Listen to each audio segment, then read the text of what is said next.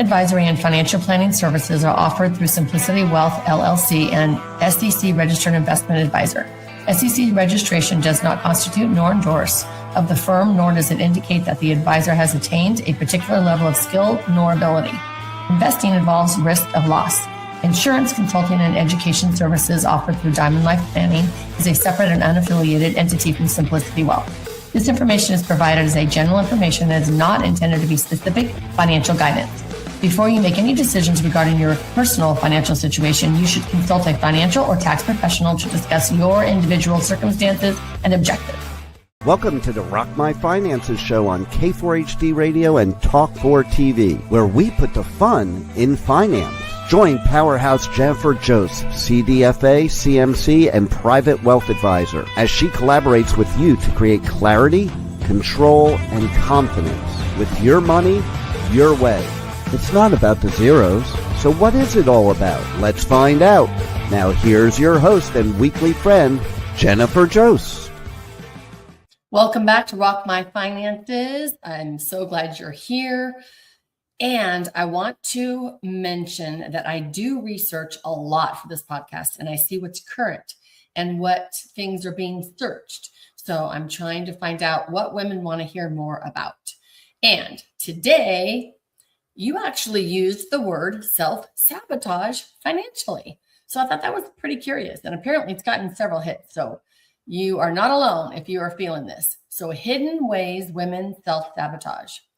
And before we judge this phrase, let's not judge it, okay? Let me just say financially self-sabotage usually has very little to do with intelligence, has very little to do with education, has very little to do with money experience.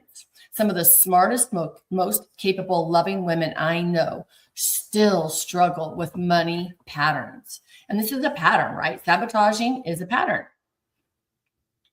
We can sabotage ourselves in relationships, in our job, and with our money. So why? Why is this a pattern? Well, because money behaviors are often emotional. They're not logical. Yes, I know, emotions. Emotions are everywhere. Hormones and emotions.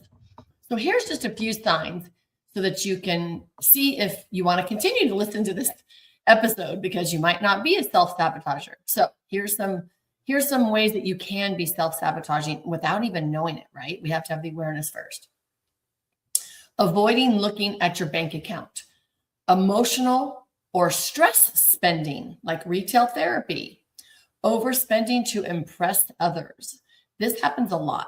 So if you feel like you need to be a label monger or something like that, feeling guilty about spending on yourself. I have a lot of women that will do anything for their kids and their husband and their house and their home, but they won't buy a new dress. They'll still wear the same old thing to the same old party. Even like a special occasion, they'll pull something out of their closet instead of actually getting something fresh for themselves. Feeling guilty about spending on yourself. Consistently rescuing other people financially. So giving money to people. Ignoring debt or bills. Avoiding financial conversations. Do you find yourself just kind of backing away when your spouse or business partner or yourself need to look at your money? Saying, oh, I'll deal with that later. Or even thinking, I'll deal with that later. Do you live from paycheck to paycheck without a plan of getting out of that rat race? Undercharging or undervaluing yourself. If you're a business owner and you're undercharging, or if you're an employee, do you undervalue yourself and not ask for that raise when you should be receiving that raise, or working way too much overtime and not really getting paid what you should be being paid for? Not asking for raises or better pay. Shopping when you're lonely or stressed or bored. Comparing yourself to others financially. I think a lot of us do this because we want a barometer of where we should be. Well, that doesn't work. Waiting for others or someone else to rescue you. Do you remember that Cinderella story when that prince was going to come in on that shiny white horse and rescue us? And as a pretty woman said, Cinderfrickin-rella. And no, she didn't say that, but you know what I mean. Yeah. Are we waiting for somebody else to come in and figure it out? Do you just believe you're just bad with money? Feeling overwhelmed every time somebody starts talking about money? avoiding future planning, avoiding retirement planning, spending first and then figuring it out later. That is a plan, right? Staying financially dependent out of fear. Are you in a bad relationship with money, either a business partner or a spouse? Or your children? Are your children taking advantage of you money-wise? Are they living with you when they're 22, 23, 24, 25? Do they come back out after college and stay for years without paying rent and without contributing to the household? Are you making decisions emotionally instead of intentionally? Not knowing where your money is going, y'all. We got to look at our numbers. Like if you don't know where anything's happening, you're just going to feel so overwhelmed. Putting everyone else's needs before yours, starting budgets, but never following through. You'll have to hear my other episode on a spending plan instead of a budget. Ignoring small problems until they become great big ones. Like, are you looking at your money each month? Do you know what's coming out of your bank accounts? I'm telling you, every time I look at my credit cards, there is a bogus charge on there.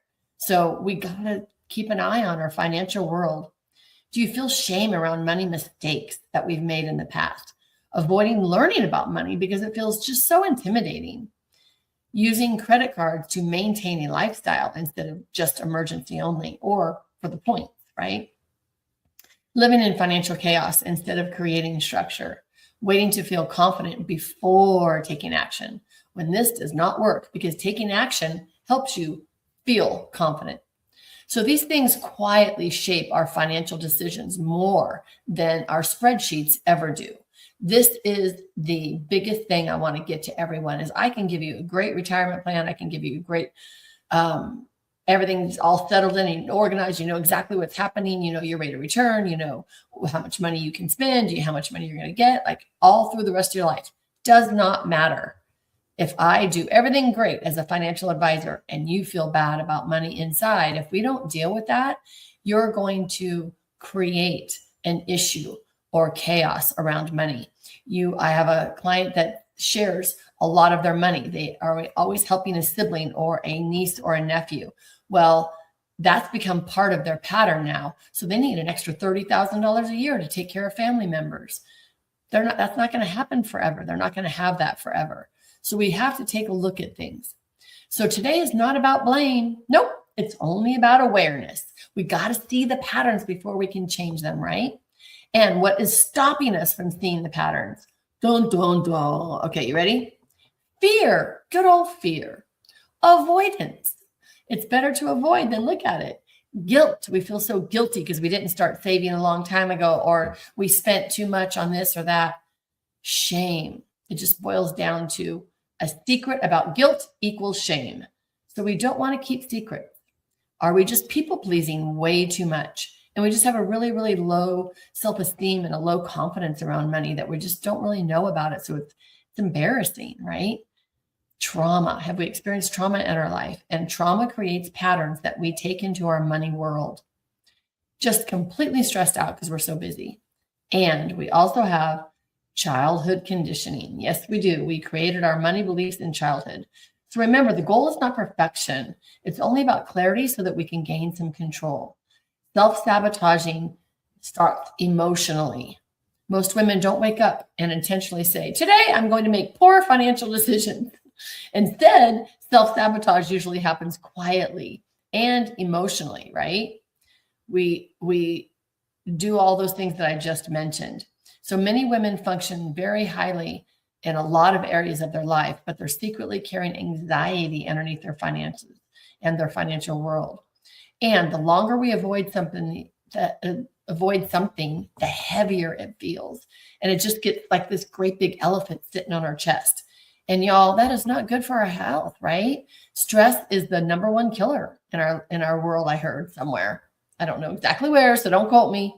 But it's just like, I don't know. They equated it to something and it was crazy. But stress is, we all know, it increases our heart rate, increases our cortisol, increases our blood pressure, stops us from losing the weight or releasing the weight that we don't want any longer. And for me, it makes me snappy. I become such a biatch when I'm completely stressed out. And I know it. And I say, okay, breathing techniques, right? There's lots of things that we can do. I have several episodes about getting rid of financial stress. This also leads some people to emotional spending.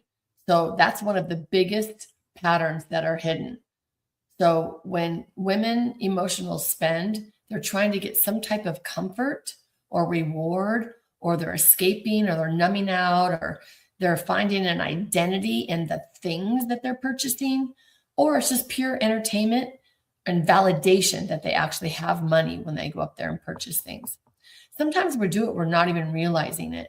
We say things like, I deserve this. I've had a hard day. It was on sale. Buy two. Oh my gosh, what a great deal, right?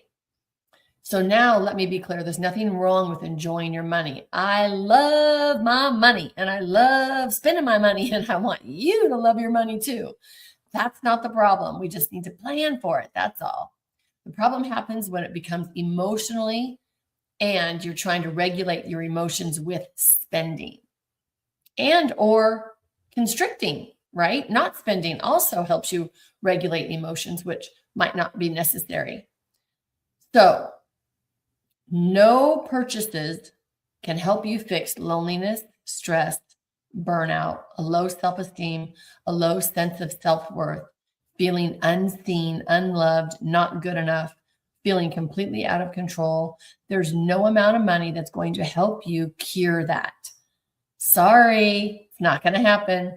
It might be for the moment, but not for long term.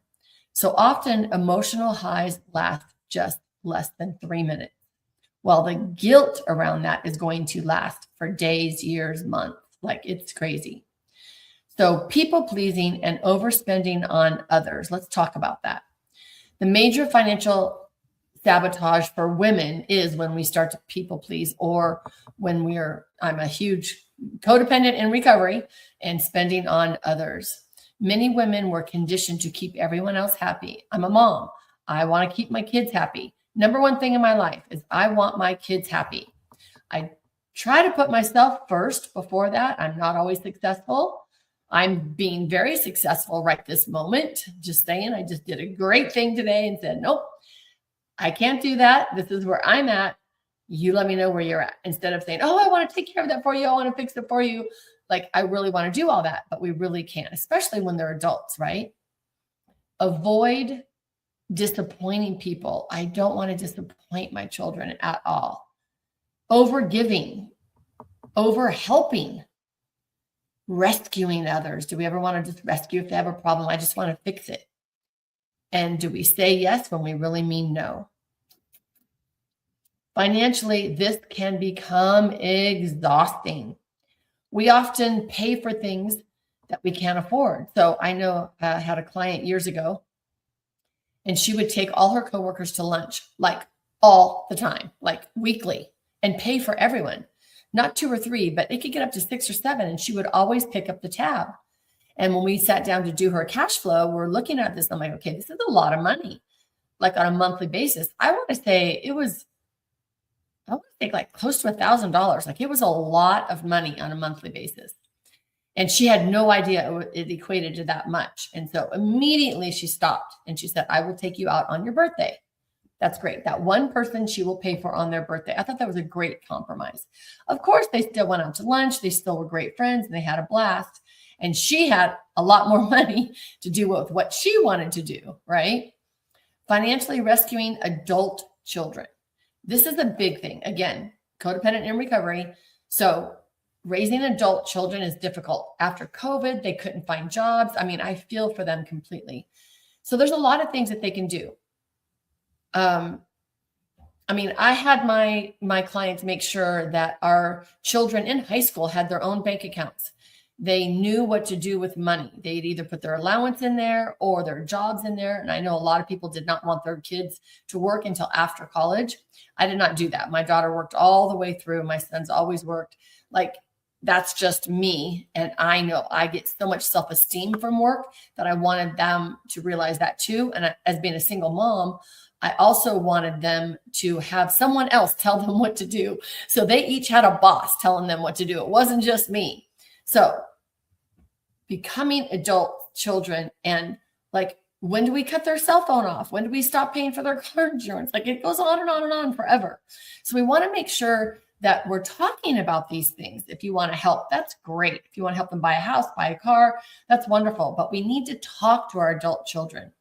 Stay in unhealthy dynamics. Do you ever do that? Like, you're in a bad dynamic with either a friend or a neighbor or a coworker, and you just keep staying because it's too hard to have that, I call a conscious conversation. Like, you need to sit down and say, I feel when this happens, and next time I want this done, and I will do this, like a basic outline of a great conversation.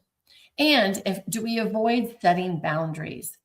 That is all self-sabotaging us, gals. We don't want to be doing that. Underneath all of that is just a fear. What if people get upset with me? What if people don't like me? But I can promise you, financial boundaries bring peace. I promise you.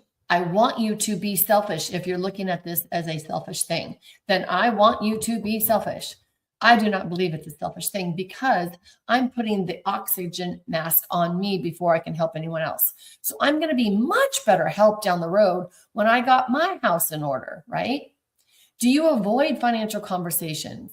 I know it's very intimidating, and a lot of women don't want to be in emotionally charged conversations. They just shut down immediately. So when some women hear money is stressful, men handle finances better, nice women don't talk about money, don't ask questions, you're bad with money. We could hear any of this growing up, right? And that becomes part of our identity with money, which we need to restructure. So instead of learning, a lot of women just avoid. Avoidance is not opening statements, not just talking about money, not planning, incurring debt and then ignoring it, not asking what things cost, handling all financial control to someone else when you have no idea what's happening. I had a client actually that never knew the cost of anything because she would just buy whatever she wanted to buy. She made good money, but when it came time to planning for quitting work, she was like, well, where's all my money? Well, you've been spending it all. Like, now time to figure it all out, right? But we want to do that from the get-go. It's never too early to plan, never too early to see what money is doing in your life. Here's the truth. Avoidance temporarily reduces anxiety, which is very true. Unfortunately, increases long-term stress. So we want clarity, and we want to make sure that we know. We don't want confusion. We want to know what's happening with every dime in our household, and we want to be able to plan for every dime in our household, right? If we're feeling like we're undercharging or undervaluing ourselves, apologizing for our prices and not stepping into that person that you are working for these people, that's something that you need to catch, and we need to make sure that we can create the confidence so that you can find security, choices in your money, having the freedom with your money, stability, and then you can be generous, right? And then you can have a bigger impact. So don't wait for a rescue, y'all. We need to do this ourselves. Don't wait for an inheritance or a partner or a settlement or just a miracle. Someone else needs to fix it. Let's not wait for that. Let's step into what we need to be doing now. These patterns usually come from our childhood, and it comes from our experiences, our family stress, financial instability, a divorce or trauma, some shame. It could be anything. So what we learn is money creates conflict, and that's just not the way it needs to be. Some learned women shouldn't have the power, which I totally disagree with. I want women to have a crap ton of power because we are going to be controlling a majority of the money in the years coming forward because we live longer than the men, and a lot of boomers are passing down nice wealth portfolios. Some have even learned love requires sacrifice. Well, yeah, but if you asked your kids, I'm going to tell you, your kids want you to have fun and have a good time with yourself as well. So I want you to move from judgment to awareness. Take a look at it. See what you're thinking and feeling when you're spending money. Let's see where you're at first. Are you self-sabotaging? That's the first step. We want to know, where do we begin? Not with perfection, just with small, consistent awareness. Knowing your numbers, loving your numbers, not judgmentally, just honestly. Creating the spending plan. Check out another episode I did on the spending plan. We want to pause our emotional spending. Try it for 30 days. Just don't spend anything for 30 days, except for fresh groceries. That's it. No Amazon, no Home Goods, no nothing. I need it. Nope. Just pretend like you don't have it. See what happens in 30 days and how you restructure your brain. It's kind of like having no sugar, no dairy, no alcohol, nothing fattening, right, for 30 days. And you do that reset with your body. We'll do that reset with your money as well. And then practice financial conversations. Start chatting with people about money, about retirement planning or goals that they might have. You're going to see yourself if you see yourself in these patterns today, you're not broken. We got lots of stuff for you to fix. You're just human. And we want to change you from chaos to clarity, from avoidance to understanding, from survival mode to empowerment. Remember, it is not about the zeros, y'all. It's about creating a life where money supports you, your peace, your health. And instead of having money control your emotions, let's have emotions, happy, peaceful, freedom, and then you can control your money. Financial freedom is not external, it's emotional. Okay, y'all? I want you to be able to have your spending plan, your retirement plan, your freedom plan, your feminine financial freedom plan, and feel so empowered and love spending your money. Every time you look at your spreadsheet or your Excel sheet and you have your money date once a week, I want you all to be able to say, I rock my finances. We appreciate you joining us today, and don't forget to subscribe to the Rock My Finances YouTube channel for more engagement and bonus content. Tell me, what is your money story? Let's find out with Jennifer right here on K4HD Radio and Talk4 TV. It's not about the zero, it's about the F word, feelings. Feelings Jennifer can't wait to explore with you next week. Until then, let's all say, I rock my finances.